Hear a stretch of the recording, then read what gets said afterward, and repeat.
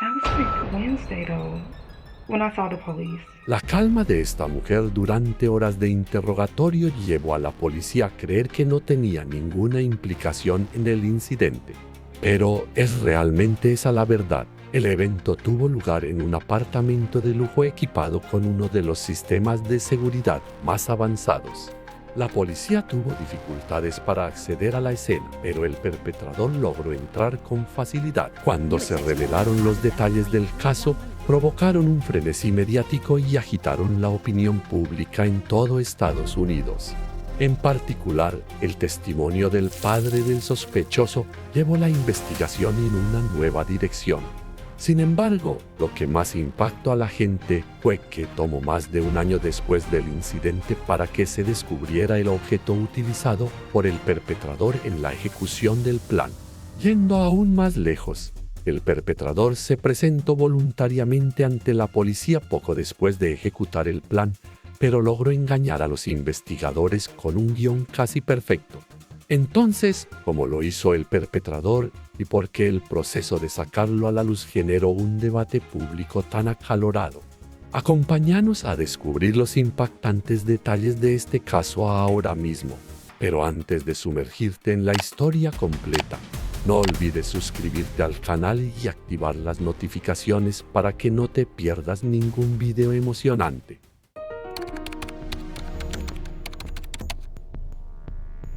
El 6 de junio, un hombre llamado Chaintia Somoa recibió un informe del colega de su hermano menor, quien afirmaba que no se había presentado a trabajar durante 2 días y que no podían contactarlo.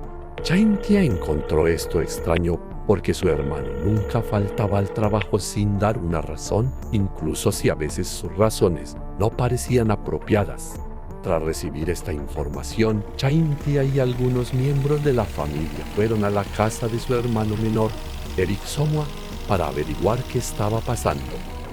Cuando llegó a la puerta de su hermano, Chaintia encontró el apartamento cerrado con llave. Al principio, pensó que su hermano podría haberse ido por unos días. Sin embargo, después de discutirlo con la familia, decidió romper la cerradura. Chaintia quería entender por qué Eric no había ido a trabajar y no había informado a su familia sobre su ausencia. Por lo tanto, él y los demás tuvieron que entrar en la casa de su hermano para obtener respuestas. Sin embargo, el desafío era que el apartamento de Eric estaba en un edificio residencial de alta gama con un sistema de seguridad moderno. Romper la cerradura tomó bastante tiempo. Después de casi una hora, Chaintia y algunos familiares finalmente entraron en la casa de Eric. Tan pronto como cruzaron la puerta, notaron un extraño olor metálico. Sin embargo, al revisar la cocina, no encontraron nada inusual. Chaintia rápidamente se dio cuenta de que el extraño olor provenía del dormitorio de su hermano. Debido a esto, él y los demás procedieron a entrar y la escena ante ellos los dejó completamente impactados. Eric estaba acostado en la cama, sin responder. A medida que los familiares se acercaban, algunos gritaron al presenciar la situación. Chaintia revisó la condición de su hermano y entendió que no había nada más que pudieran hacer. Inmediatamente llamó a la policía para reportar el incidente. La policía y el equipo forense llegaron rápidamente para investigar. Allí encontraron un casquillo de bala y algunos de los objetos personales de Eric sobre la cama. A través de la autopsia, los expertos forenses confirmaron que Eric había muerto a causa de una herida en la cabeza. El tiempo estimado de muerte era aproximadamente 2 días antes, basándose en el tamaño de la herida. Las autoridades sospechaban que el perpetrador había llevado a cabo el acto a corta distancia. Al examinar el área circundante, la policía no encontró signos de entrada forzada en la casa de Eric. Sin embargo, se descubrieron múltiples huellas, tanto masculinas como femeninas. A pesar de esto, verificar las huellas tomaría una cantidad significativa de tiempo, ya que muchas personas habían ingresado previamente a la casa de Eric cuando solía organizar fiestas con amigos allí. En ese momento surgieron muchas preguntas entre los investigadores, como ¿dónde está el arma? ¿Cuál fue el motivo detrás de este incidente? Chaintia creía que su hermano nunca tendría pensamientos negativos. De hecho, según él, Erika amaba su vida y no había mostrado signos de angustia antes del incidente. Además, el objeto en cuestión no había sido encontrado. Por lo tanto, era seguro que una segunda persona estuvo presente el día del incidente. La policía comenzó su investigación analizando los antecedentes y las relaciones de Eric. Lo que descubrieron fue impactante. ¿Por qué?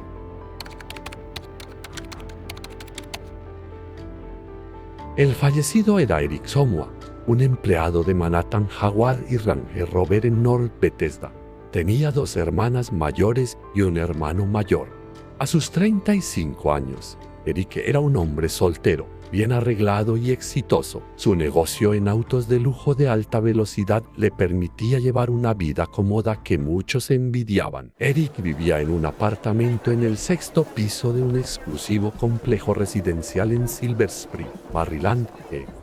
Los vecinos mencionaron que ocasionalmente veían a Eric traer amigos para organizar fiestas en su apartamento. Sin embargo, nunca le resultó molesto, ya que los apartamentos estaban bien insonorizados. Algunos de sus colegas lo describieron como un hombre encantador que sabía disfrutar del estilo de vida de un soltero. También señalaron que nunca había tenido conflictos importantes con nadie. Cuando la policía aún no había encontrado información crucial sobre las relaciones de Eric, su hermano inesperadamente les proporcionó detalles significativos.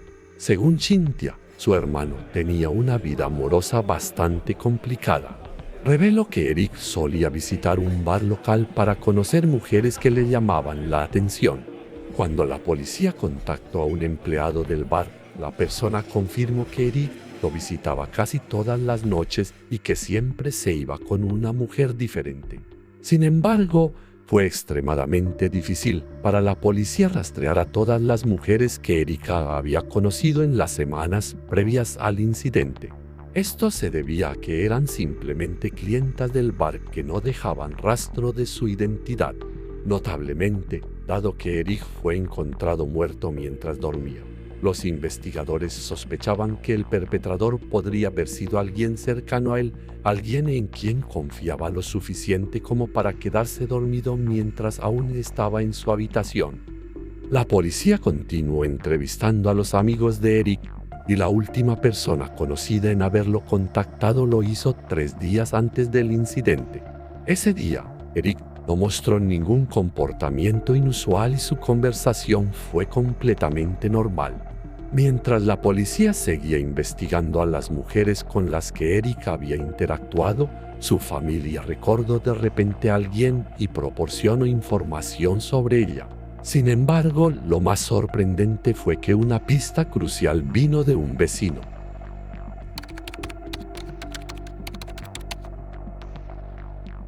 Durante la investigación policial, la familia de Eric mencionó a una mujer llamada Denise.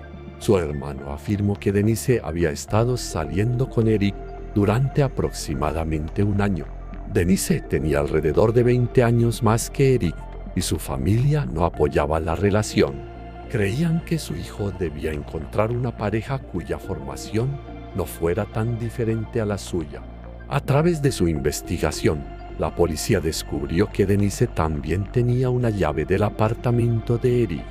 Además, varios vecinos confirmaron haberla visto visitar su casa en múltiples ocasiones. Al revisar los registros telefónicos de Denise, la policía determinó que ella había estado en casa la noche del incidente. Además, las imágenes de las cámaras de seguridad de su residencia confirmaron que no había salido de su casa esa noche. Cabe destacar que Denise declaró que no había estado en contacto con Eric durante mucho tiempo. Ella era consciente de su naturaleza coqueta y asumió que probablemente quería terminar su relación. Denise fue descartada como sospechosa y la investigación continuó. Esta vez, la policía se centró en los familiares y conocidos cercanos de Eric. Sin embargo, después de una investigación exhaustiva, La policía determinó que ninguno de estos individuos podía ser sospechoso, ya que todos tenían coartadas sólidas que demostraban que no habían visto a Eric desde al menos un día antes del incidente.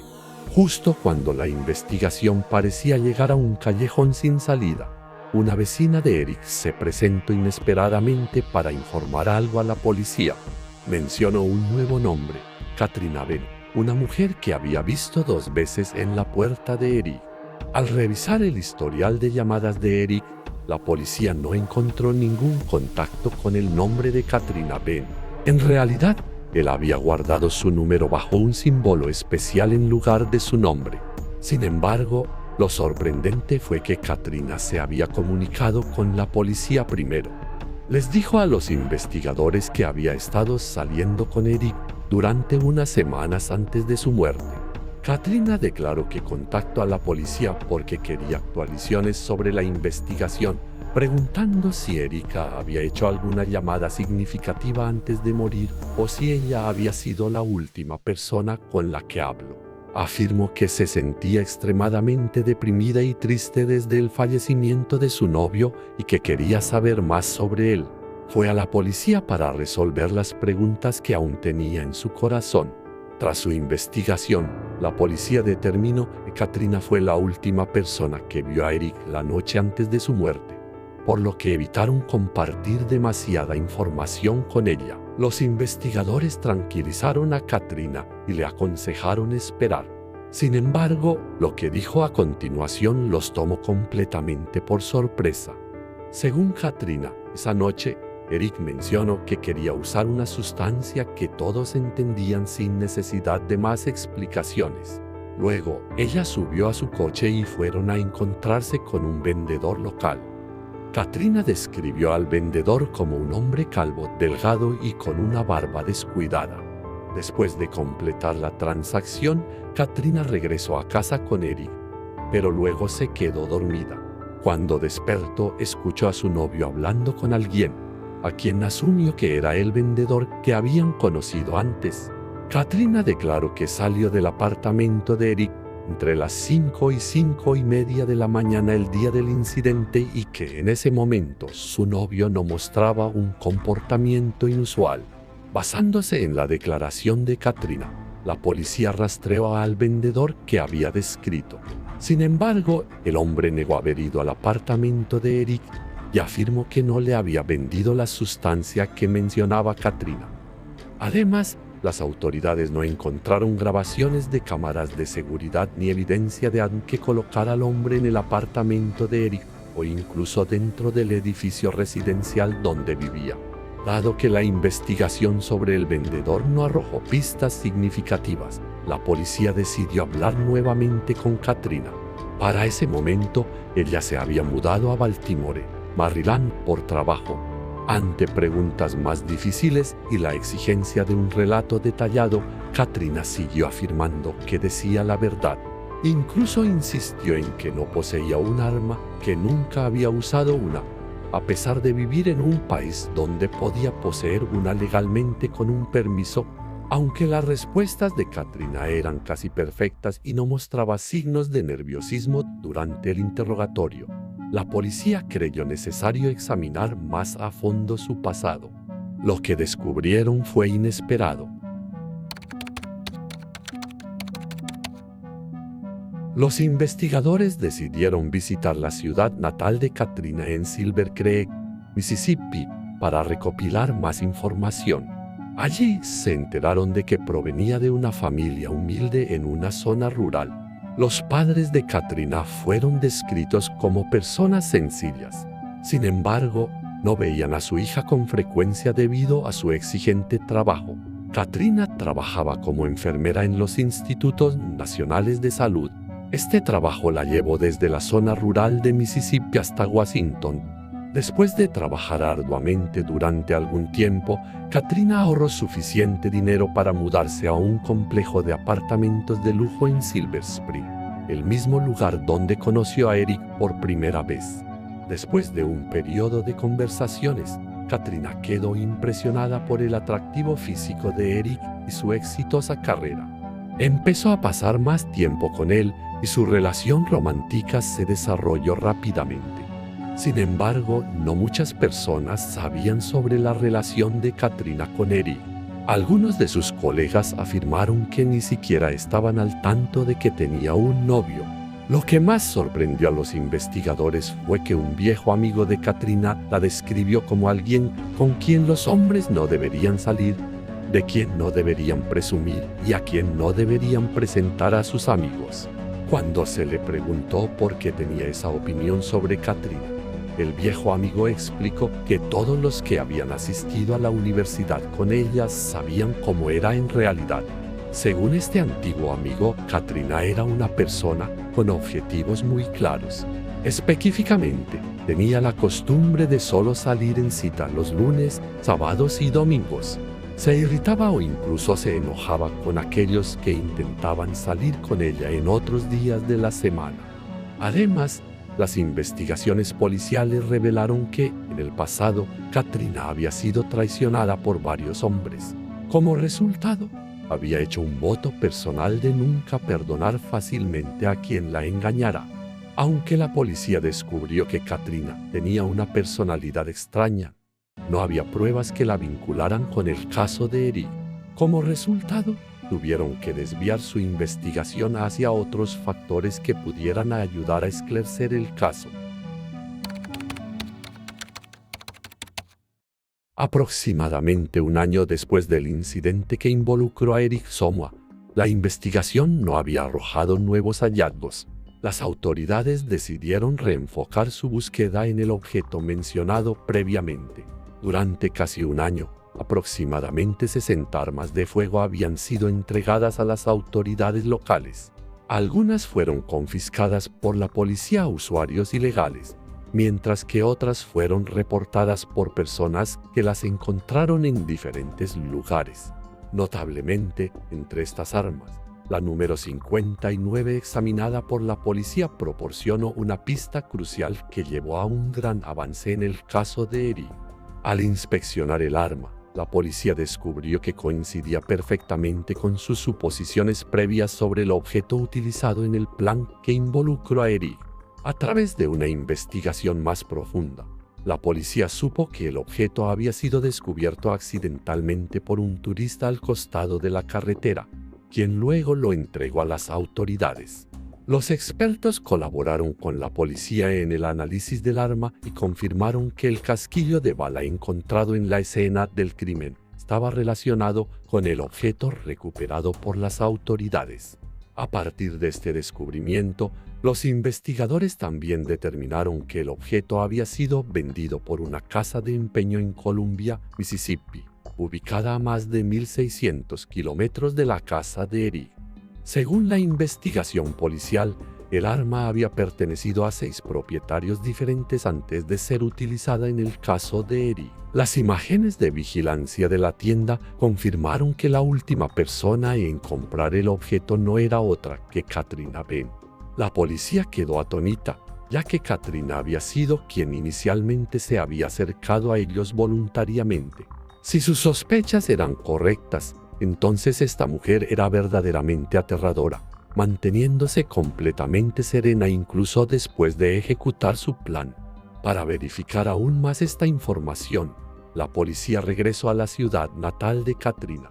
Allí, su padre confirmó que poseía armas legalmente con la documentación oficial emitida por las autoridades. Sin embargo, lo que sorprendió a la policía fue que el padre de Katrina también confirmó que su hija había comprado el objeto y se lo había llevado. Ella le dijo que lo necesitaba para defenderse en caso de ser necesario. Creyendo haber encontrado a la culpable detrás del caso de Eric, las fuerzas del orden decidieron arrestar a Katrina y llevar a cabo un interrogatorio. Sin embargo, el proceso resultó ser más desafiante de lo que anticipaban.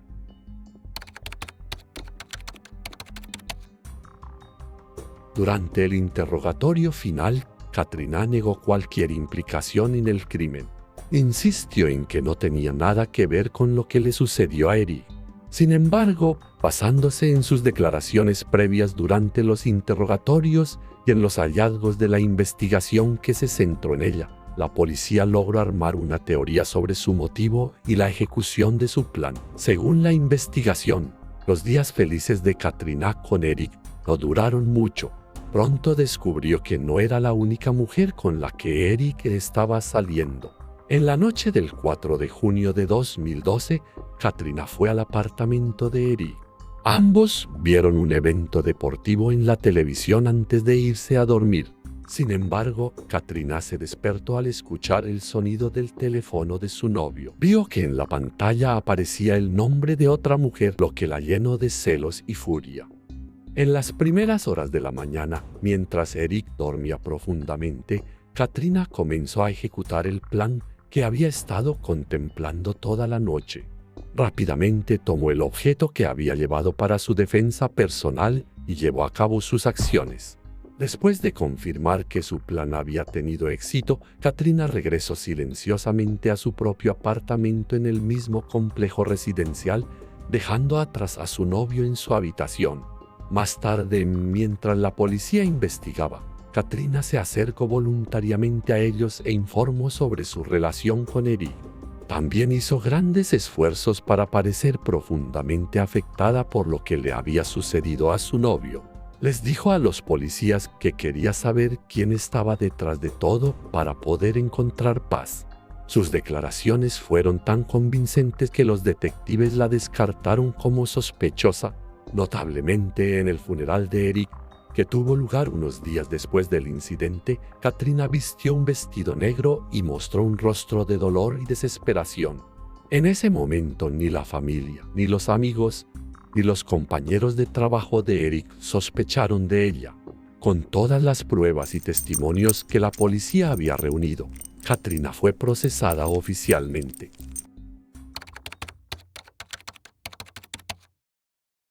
En el año 2014, el juicio de Katrina tuvo lugar. En la corte, el abogado defensor argumentó que la acusada no tenía un verdadero motivo, ya que solo había conocido a Eric durante 3 semanas y nunca había creído que él fuera honesto con ella. El abogado también sostuvo que el casquillo de bala encontrado podría haber coincidido con muchas otras armas de fuego. Sin embargo, un experto testificó en la corte que era una coincidencia perfecta con el objeto que Katrina había comprado en Mississippi. Los fiscales luego mostraron en la sala de audiencias fotografías en color de Katrina asistiendo al funeral de Eric para que todos pudieran ver lo engañosa que era esta mujer. Katrina rompió su silencio durante la audiencia de sentencia. Vestida con un atuendo de color beige, se puso de pie, se volvió hacia la familia de Eric y comenzó a pronunciar palabras de reproche hacia ellos. Sin embargo, hasta el final, Katrina nunca se disculpó por sus acciones. La familia de Eric estaba furiosa y muchos pidieron salir de la sala del tribunal, incapaces de seguir mirándola. En su declaración, Katrina afirmó que estaba profundamente destrozada por lo sucedido. Sin embargo, insistió en que no había hecho nada malo porque no tenía otra opción. El juez del Tribunal del Condado de Montgomery no dudó en expresar su desaprobación hacia las acciones de la acusada. Declaró que veía a Katrina como una persona egoísta y cruel que había querido que su novio pagara el precio máximo. Después de una larga deliberación, el jurado encontró a Katrina culpable y la sentencia para la mujer de 37 años fue cadena perpetua sin posibilidad de libertad condicional. Además, tras revisar otros cargos, Katrina fue sentenciada a 20 años adicionales en prisión. Esto significaba que permanecería encarcelada por el resto de su vida. Después de que se anunciara la sentencia de Katrina, el hermano de Eric declaró que aunque el veredicto no devolvería a su hermano, al menos proporcionaba cierto consuelo a la familia del fallecido. Este concluye el caso que impactó al público estadounidense durante muchos años y que queríamos compartir con ustedes. ¿Qué opinan? Dejen un comentario abajo. No olviden darle me gusta y suscribirse al canal para seguir más historias fascinantes de crímenes. Gracias y nos vemos en el próximo video.